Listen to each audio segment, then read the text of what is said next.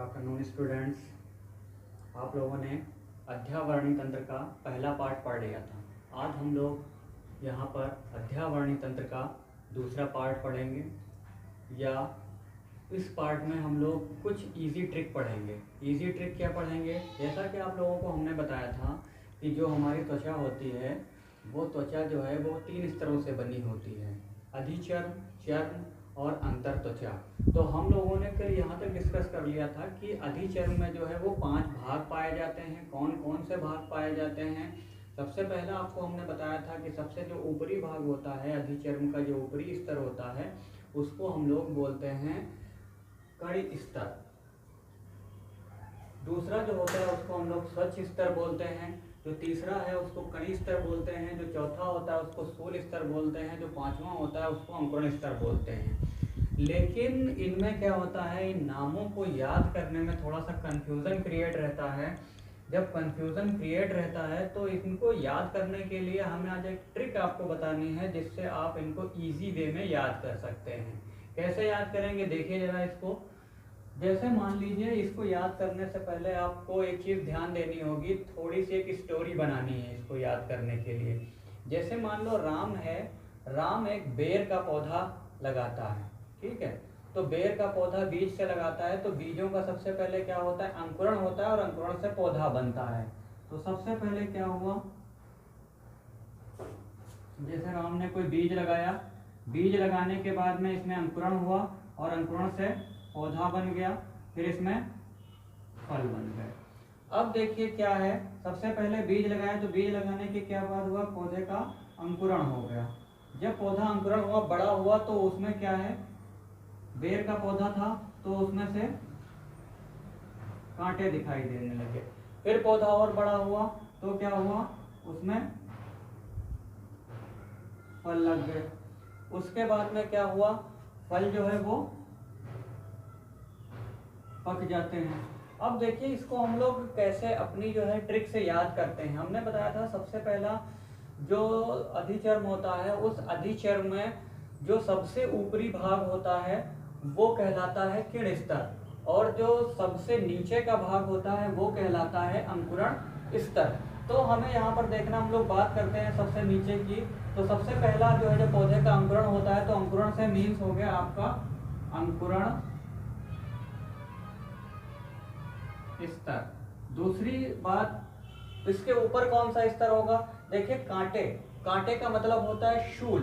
तो शूल का मतलब यहाँ पर दूसरा स्तर कौन सा है आपका,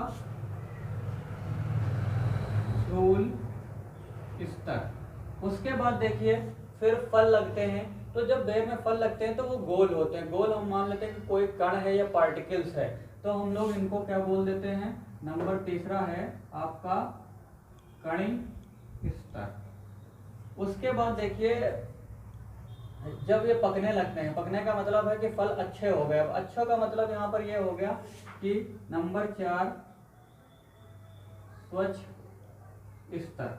उसके बाद में जब ये फल पक जाते हैं पूरी तरह से और इनको लोग खाते हैं, तो फलों के बीच में एक कठोर भाग निकलता है, जो उसका बीज होता है वो बहुत कठोर होता है। कठोर होता है तो हम लोग इसको बोलते हैं किण स्तर। तो इस तरह से आप जो है कंपेयर करके इसको इजी वे में याद कर सकते हो। सबसे नीचे का स्तर अंकुरण स्तर हो गया, उसके ऊपर स्थूल स्तर होता है, उसके ऊपर कण स्तर होता है, उसके ऊपर स्वच्छ स्तर होता है, उसके ऊपर जो है वो किण स्तर होता है। इस तरह से एक छोटी सी ट्रिक के माध्यम से आप लोग अधिचर्म के भागों के नाम याद कर सकते हैं। उसके बाद में देखिए जरा, यहाँ पर कुछ अधिचर्म के पॉइंट्स हमने बताए हैं आप लोगों को। उस पॉइंट्स में देखिए पहला ये है, कल आपको बताया था कि भूरी एक्टोडर्म से इसका निर्माण होता है अधिचर्म का। दूसरा, अधिचर्म में जो है वो रुधिर वाहिनियां अनुपस्थित होती हैं। तीसरा ये है कि हम लोग इसको स्थिरित एपिथेलियल ऊतक या स्थिरित केराटिनीकृत एपिथेलियल ऊतक कहते हैं। वो क्यों कहते हैं आगे हम लोग अभी डिस्कस करेंगे। उसके बाद में तलवे और हथेली में ये जो है सबसे मोटी अधिचर्म पाई जाती है। अब ये सबसे मोटी यहाँ पर क्यों होती है, क्योंकि यहाँ पर जो 5 स्तर पाए जाते हैं उनमें से जो स्वच्छ स्तर है वो तलवे और हथेलियों में पाया जाता है, बाकी नहीं पाया जाता है। इसीलिए ये जो है अधिचर्म तलवे और हथेलियों में सबसे मोटी होती है। जबकि नेत्र और कार्निया में जो अधिचर्म है वो सबसे पतली पाई जाती है। ओके फ्रेंड्स, अब हम लोग एक एक स्तरों के बारे में पढ़ेंगे। सबसे पहले हम लोग यहाँ पर बात करेंगे अंकुरण स्तर की। ओके स्टूडेंट्स, तो देखिए अब जरा यहाँ पर हम लोग अधिचर्म के बारे में स्टडी की है। अब अधिचर्म के जो भाग थे उनके बारे में हमें स्टडी करनी है कि अधिचर्म के जितने भी भाग होते हैं वो कैसे होते हैं और इनके क्या क्या कार्य होते हैं और कहाँ पर ये स्थित होते हैं। तो देखिए, हमने आपको एक पॉइंट यहाँ पर बताया था कि अधिचर्म को हम लोग बोलते हैं स्तरित केराटिनीकृत एपिथेलियल ऊतक। ठीक है, तो अब इसका मतलब क्या है कि इसको हम लोग स्तरित केराटिनीकृत एपिथेलियल ऊतक क्यों बोलते हैं? वो इसलिए बोलते हैं क्योंकि जो हमारी अधिचर्म होती है वो कई स्तरों की मिलकर बनी होती है। जैसा कि आप लोगों को हमने बताया है 5 स्तरों की बनी होती है, और इन स्तरों में सब जो कोशिकाएं पाई जाती हैं उनमें कोशिकाओं में केराटिन पाया जाता है। इसी के कारण हम लोग इसको बोलते हैं स्तरित केराटिनीकृत एपिथेलियल ऊतक। अब अगर तो हम लोग यहाँ पर देखते हैं तो सबसे पहले हम लोग बात कर लेते हैं अंकुरण स्तर की, क्योंकि सबसे नीचे का स्तर होता है। तो यहाँ पर देखिए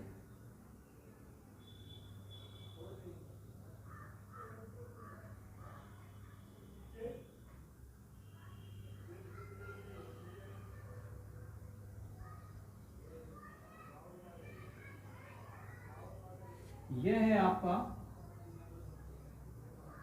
चर्म स्तर। अब हमने आपको बताया था कि जो अधिचर्म स्तर होता है उस अधिचर्म स्तर में ना तो रक्त वाहिनियां पाई जाती हैं, ना तो कोई ही इनको पोषण प्रदान करने के लिए ऑक्सीजन की आपूर्ति होती है। वो आपूर्ति जो होती है वो कैसे होती है? जो हमारी चर्म है, इस चर्म में जो रुधिर वाहिनियां पाई जाती हैं, ये जो रुधिर वाहिनियां पाई जाती हैं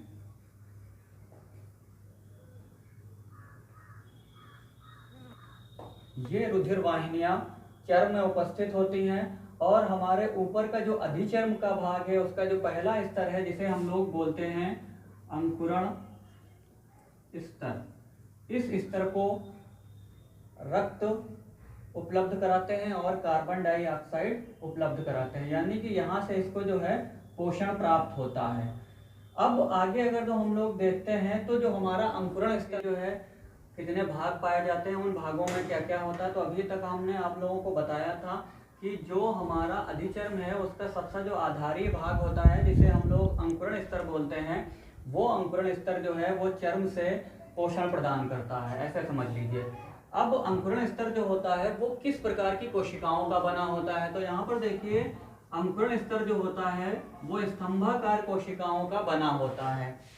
ये जो कोशिकाएं होती हैं जीवित कोशिकाएं होती हैं और इनमें विभाजन की क्षमता पाई जाती है। मीन्स ये जो कोशिकाएं होती हैं ये जीवन प्रयत्न विभाजित होती रहती हैं और इनसे नई कोशिकाओं का निर्माण होता रहता है। और इन कोशिकाओं में जो है एक नया वर्ड है रेटेपैक्स पाए जाते हैं। ये बहुत ही इंपॉर्टेंट है, एग्जाम के पॉइंट ऑफ व्यू से बहुत ही इंपॉर्टेंट चीज़ है कि रेटेपैक्स किसे कहते हैं, ये क्वेश्चन भी पूछा जाता है। तो रेटेपैक्स क्या होता है कि ये जो कोशिकाएं होती हैं, आपने देखा होगा जब हमने आपको डायग्राम समझाया था अभी त्वचा का, तो उस डायग्राम में कुछ इस प्रकार से हमने इसको बनाया था। तो यहाँ पर देखिए ये जो कोशिकाएं हैं ये जगह जगह पर उभरी रहती हैं, यहाँ पर देखिए उभारों के रूप में पाई जाती। तो इन्हीं उभारों को हम लोग बोलते हैं रेटेपैक्स। ठीक है, तो रेटेपैक्स क्या होते हैं? कोशिकाएं जो है जगह जगह पर कगारों के रूप में उभरी होती हैं, इन्हीं उभारों को हम लोग रेटेपैक्स कहते हैं।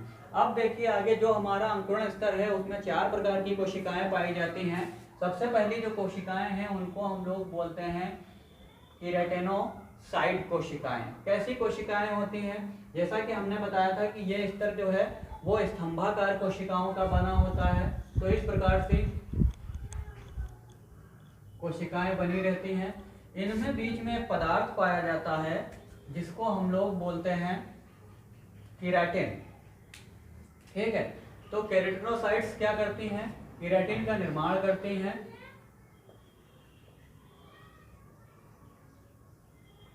केराटिन कैसा पदार्थ होता है?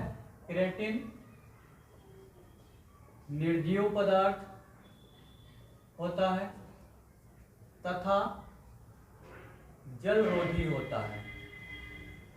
केराटिन जो है वो निर्जीव पदार्थ होता है और जलरोधी होता है। दूसरा है आपके मार्केल कोशिकाएं पाई जाती हैं। ये जो अंकुरण स्तर है इसमें दूसरे प्रकार की जो कोशिकाएं पाई जाती हैं उनको हम लोग बोलते हैं मार्केल कोशिकाएं। मार्केल कोशिकाएं क्या करती हैं, ये सूक्ष्म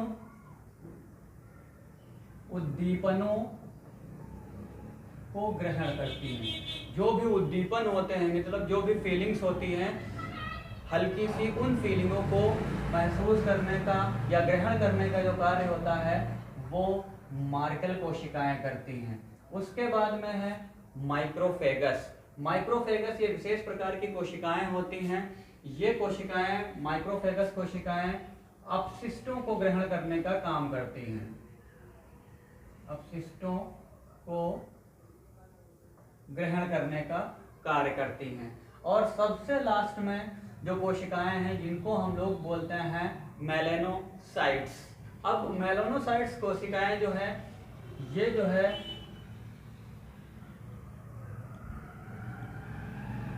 मेलानिन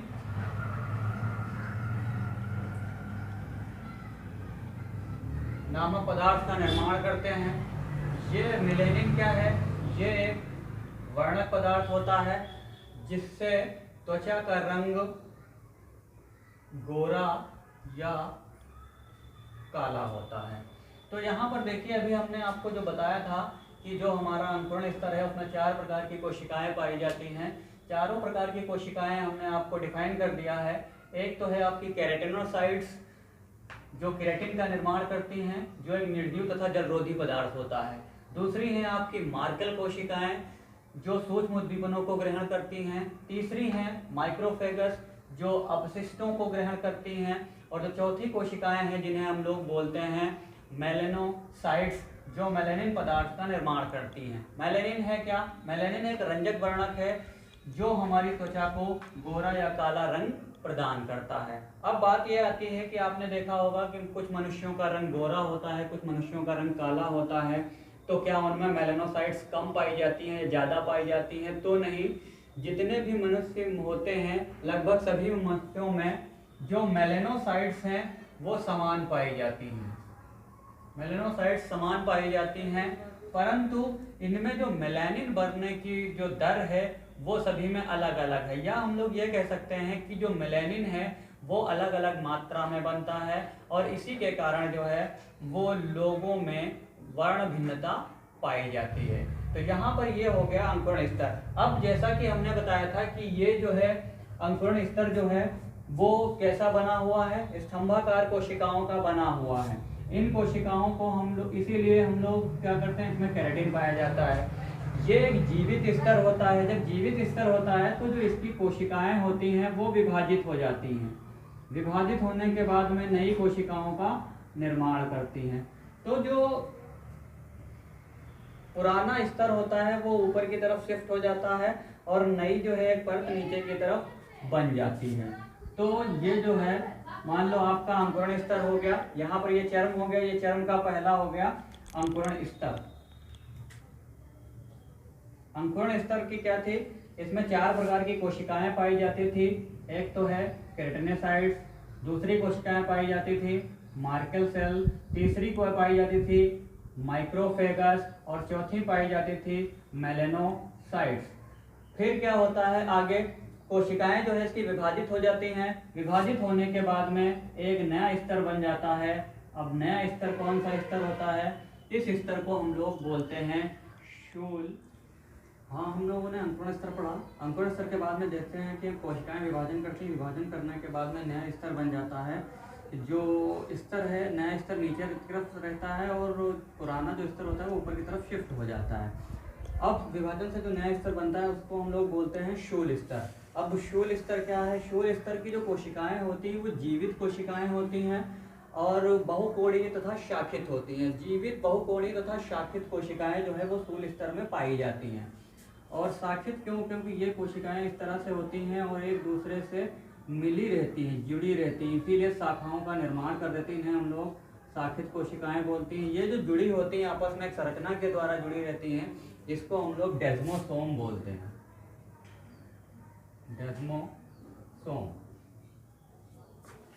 इसके बाद में देखिए, ये कोशिकाएं जीवित तो होती हैं लेकिन इनके अंदर विभाजन की क्षमता अनुपस्थित होती है। स्थूल स्तर में कुछ श्वेत कणिकाएं पाई जाती हैं जिनको हम लोग लैंगरहैंस बोलते हैं, जो हमारी क्षमता या इम्यूनिटी को बढ़ाती हैं। अगर जब हम लोग अधिचर्म में देखते हैं तो अधिचर्म की जो सबसे मजबूत परत होती है वो स्थूल स्तर कहलाती है और यही अधिचर्म को मजबूती प्रदान करती है।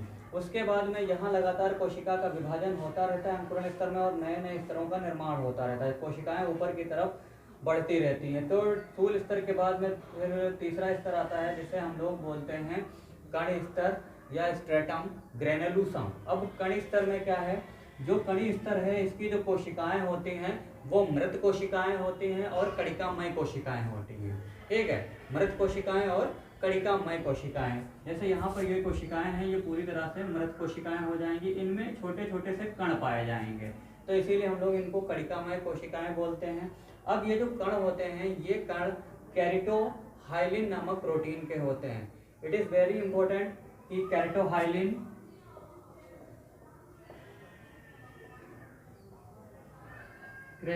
क्या है, तो कैरिटोहाइलिन जो है वो प्रोटीन के बने हुए विशेष प्रकार के कण होते हैं जो त्वचा के कण स्तर में पाए जाते हैं। उसके बाद में कोशिकाओं का लगातार विभाजन होता रहता है, यहाँ से नया स्तर बनता है, उस स्तर को हम लोग बोलते हैं स्वच्छ स्तर। स्वच्छ स्तर की जो कोशिकाएं होती हैं वो मृत होती हैं और उनका जो केंद्रक होता है वो अनुपस्थित होता है। यहाँ पर केंद्रक था लेकिन यहाँ पर जो कोशिकाएं हैं उनमें कोई भी प्रकार का केंद्रक नहीं पाया जाएगा, केंद्रक विहीन कोशिकाएं होंगी और इनके अंदर एक पदार्थ पाया जाता है, उस पदार्थ को हम लोग बोलते हैं एलिडिन। एलिडिन नामक पदार्थ पाया जाता है। ये कोशिकाएं पारदर्शी होती तथा जलरोधी होती हैं, इसीलिए हम लोग इस स्तर को स्थूल स्तर भी कहते हैं। ये जो है स्तर ज़्यादातर तलवों और हथेलियों में पाया जाता है। इसके बाद में आपने देखा कि यहाँ पर क्या है, आपको एक चीज़ ध्यान रखना है कि डेस्मोसोम्स। दूसरी चीज़ आपको ध्यान रखना है कि लैंगरहैंस की कोशिकाएं जो है अधिचर्म में कहाँ पे पाई जाती हैं, तो वो आपके स्थूल स्तर में पाई जाती हैं। उसके बाद कैरिटोहाइलिन नामक प्रोटीन के कण कहाँ पर पाए जाते हैं, तो कणी स्तर में पाए जाते हैं। उसके बाद में स्वच्छ स्तर में जो पदार्थ पाया जाता है उसको क्या बोलते हैं, उसे हम लोग एलिडिन बोलते हैं। इस तरह से ये 4 स्तर आपके कंप्लीट हो गए। अब 5वां लास्ट में हम लोग पढ़ते हैं कणी। इसमें ये कोशिकाएं फिर शिफ्ट कर जाती हैं और एक नए स्तर का निर्माण हो जाता है जिसे हम लोग बोलते हैं किरण स्तर, यानी कि आपका 5वां स्तर। तो जैसा सबसे ऊपरी स्तर हमने आपको बताया था कि किरण स्तर होता है, तो ये सबसे ऊपरी स्तर हो गया जिसे हम लोग किरण स्तर बोलते हैं। जो कोशिकाएं होती हैं वो पूरी तरह से मृत कोशिकाएं होती हैं, मीन्स पूरी तरह से मृत होती हैं। मृत होने के साथ साथ में इसमें एक पदार्थ पाया जाता है जिसे हम लोग प्रोटीन भी बोलते हैं, जो कैरेटिन प्रोटीन होती है। तो इसमें जो है कोशिकाओं में पदार्थ पाया जाता है, उस पदार्थ को हम लोग केराटिन प्रोटीन बोलते हैं और ये हमारी अधिचर्म या हम लोग ऐसे बोल सकते हैं कि हमारी त्वचा का सबसे बाहरी भाग होता है और पूरी तरह से निर्जीव होता है। इसमें अब ये देखिए कि ये जब इसके अंदर यहाँ पर देखिए, यहाँ पर कहीं पर कैरोटीन नहीं थी, यहाँ पर क्या था, सबसे पहला जो आपका शूल स्तर जिसको हम लोग बोलते थे कण स्तर, उस कण स्तर में कैरिटोहाइलिन प्रोटीन का निर्माण हुआ। कैरिटोहाइलिन प्रोटीन जो है वो आगे बदल गई आपकी एलिडिन में और एलिडिन के बाद में आगे जो परिवर्तन हुआ उससे निर्माण हो गया कैरोटीन का। तो जो किरण स्तर है उसमें जो है केराटिन नामक प्रोटीन पाई जाती है। ये एक इम्पोर्टेंट पॉइंट है। किरण स्तर में केराटिन नामक प्रोटीन पाई जाती है। इसी प्रोटीन के जो है हमारे नाखून बने होते हैं, बाल बने होते हैं और जानवरों में जो सींग होती हैं वो इसी के बने होते हैं, यानी कि नाखून हैं, बाल हैं और सींग हैं। तो इसको भी जो है अगर जो आप भूल जाओ कि क्या बना होता है तो इसमें आप याद रखना, एक छोटी सी ट्रिक है, हसीना। ठीक है, हसीना, हा से आपके हो गए हेयर, सा से आपके सींग हो गए और ना से हो गए आपके नेल्स। तो इससे आप याद रख सकते हो कि जो किण स्तर है उसमें केराटिन नामक प्रोटीन पाई जाती है। उस प्रोटीन से जो है वो नाखूनों का निर्माण होता है, बाल का निर्माण होता है और पशुओं में सींग का निर्माण होता है। उसके बाद में ये जो स्तर होता है ये पूरी तरह से मृत स्तर होता है और कुछ समय के पश्चात ये जो है हमारी त्वचा से बाहर निकल जाता है या झड़ जाता है। तो किण स्तर का हमारी त्वचा से बाहर निकलना या झड़ना डेस्क्यूमेशन कहलाता है। ठीक है, ये भी एक इंपॉर्टेंट पॉइंट है कि डेस्क्यूमेशन किसे कहते हैं, व्हाट इज द डेस्क्यूमेशन। तो डेस्क्यूमेशन वो प्रक्रिया होती है जिसमें हमारी त्वचा का जो किण स्तर है वो मृत किण स्तर झड़ने लगता है, उसको हम लोग डेस्क्यूमेशन कहते हैं। आप लोगों ने भी देखा होगा कि कभी कभी आपके जो हाथ की त्वचा होती है वो ऐसे लगता है कि छूटने लगती है, तो वही प्रक्रिया जो है वो डेस्क्यूमेशन की प्रक्रिया कहलाती है। तो ये जो डेस्क्यूमेशन की प्रक्रिया है यानी कि जो किण स्तर है इसके झड़ने की जो प्रक्रिया है वो डेस्क्यूमेशन कहलाती है। डेस्क्यूमेशन की जो प्रक्रिया में है वो लगभग 2 सप्ताह का समय लगता है, 2 सप्ताह का समय लगता है। अब देखिए यहाँ पर ये हमने अधिचर्म का पूरा पोर्शन पढ़ लिया है। तो अब देखिए यहाँ से अंकुरण स्तर से बनकर किण स्तर तक का निर्माण होता है। तो यहाँ से अंकुरण स्तर से लेकर किण स्तर तक बनने की जो प्रक्रिया होती है वो लगभग 15 से 30 दिनों में पूरी हो जाती है। उसके बाद में जब किण स्तर बन जाता है तो वो किण स्तर हमारी त्वचा से झड़ने में या बाहर निकलने में लगभग 2 सप्ताह का समय लगा देता है, जिसको हम लोग डेस्क्यूमेशन बोलते हैं। दूसरा एक इंपॉर्टेंट पॉइंट यहाँ पर यह आएगा कि व्हाट इज द केराटिनाइजेशन या श्रृंगीकरण किसे कहते हैं। तो किसे कहते हैं, देखिए यहाँ पर जो है किण स्तर की मृत कोशिकाओं में केराटिन के निर्माण की प्रक्रिया को केराटिनाइजेशन कहते हैं। ठीक है, तो यहाँ पर हम लोगों ने अधिचर्म के बारे में पूरा पढ़ लिया है। अब हम लोग डिस्कस करेंगे जो हमारी त्वचा थी उस त्वचा का दूसरा भाग जिसका नाम है चर्म। या क्या पढ़ना है, सबसे पहले जब हम लोग पढ़ते हैं तो किसी की उत्पत्ति के बारे में पढ़ते हैं। जैसा हमने अभी बताया था आप लोगों को कि अधिचर्म, तो अधिचर्म की जो उत्पत्ति होती थी वो भ्रूणीय एक्टोडर्म से होती थी। तो उसी प्रकार से जो चर्म की उत्पत्ति होगी वो भ्रूणीय मीजोडर्म से होगी। देखिए यहाँ पर ये पॉइंट हमने नोट कर दिया, आप इसको नोट भी कर सकते हैं, साथ साथ में नोट्स भी बना सकते हैं आप लोग, जो आपके बाद में स्टडी करने में सहायता करेंगे। या आप वीडियो को जो है पुश करके इसका स्क्रीनशॉट भी ले सकते हैं, जो पॉइंट्स हैं हमने लिख दिए हैं, ताकि आपको नोट्स बनाने में हेल्प मिल सके। ठीक है, तो देखिए इसका जो डर्मिस है या चर्म है उसका जो निर्माण होता है वो भ्रूणीय मीजोडर्म से होता है। दूसरी चीज ये है कि जो हमारी चर्म या डर्मिस होती है वो तंतुमय संयोजी ऊतक की बनी होती है। दोनों पॉइंट इंपॉर्टेंट है, पहला इसका निर्माण भ्रूणीय मीजोडर्म से होता है, दूसरा ये तंतुमय संयोजी ऊतक से बना होता है। उसके बाद में जो चर्म है वो 2 भागों में विभाजित होता है, मीन्स 2 भाग में विभाजित होता है। अब इसका डायग्रामेटिक आपको यहाँ पर समझाते हैं थोड़ा सा। जैसा हमने आपको बताया था कि त्वचा के 3 स्तर पाए जाते हैं। सबसे पहला जो है स्तर जिसे हम लोग बोलते हैं हाइपोडर्मिस, या इसी को हम लोग बोलते हैं अंतर त्वचा, इसी को हम लोग बोलते हैं चर्म। तो डर्मिस या चर्म जो होता है वो 2 स्तरों का बटा होता है। पहला जो स्तर होता है इसको हम लोग बोलते हैं, ऊपर वाले को पैपिलरी स्तर, और दूसरे वाले को हम लोग बोलते हैं जालिका स्तर। तो जो आपका पैपिलरी स्तर है, सबसे पहले हम लोग उसके बारे में थोड़ा सा डिस्कस कर लेते हैं कि पैपिलरी स्तर होता क्या है और कैसे होता है। उसके बाद में, उससे पहले समझ लीजिए हमने बताया था कि जो डर्मिस होता है उस डर्मिस में क्या है, रक्त की वाहिकाएं डर्मिस में पाई जाती हैं। ठीक है, डर्मिस में क्या होता है, पेशी तंतुएं या तंत्रिकाएं पाई जाती हैं। प्लस जो हमारी चर्म है वो चर्म का जो पहला स्तर है जिसे हम लोग पैपिलरी स्तर बोलते हैं, वो पैपिलरी स्तर जो होता है वो इस तरह से कोलेजन तंतुओं का बना होता है। इस तरह से छोटे छोटे से कोलेजन तंतुओं का बना होता है।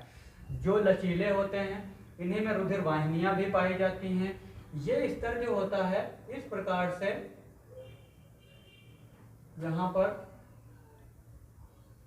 तंतु बने होते हैं। अब इसी के ऊपर क्या होता है कि इसमें रसांकुर के समान प्रवर्ध निकले होते हैं। ये जो है ये इस तरह से हमने बनाए हैं आपके सामने प्रवर्ध। तो ये जो पेपिलरी स्तर है इसमें एक तो रक्त वाहिनिकाएं पाई जाएंगी,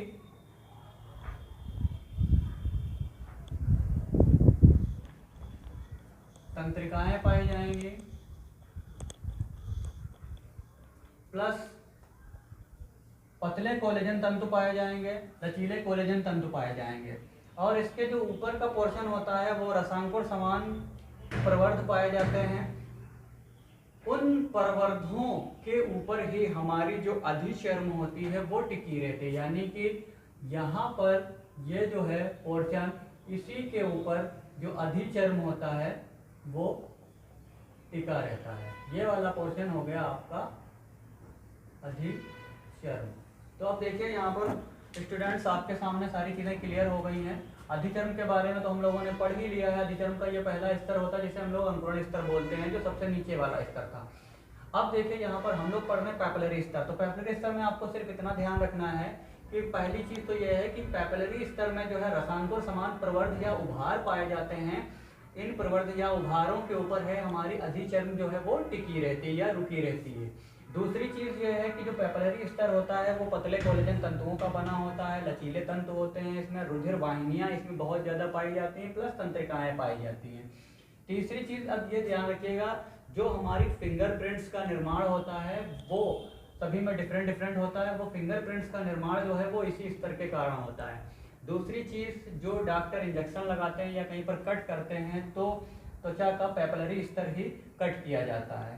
उसके बाद में हम लोग बात करते हैं दूसरा जालिका स्तर की बात करते हैं। तो जालिका स्तर के जो तंतु होते हैं वो थोड़े से मोटे होते हैं।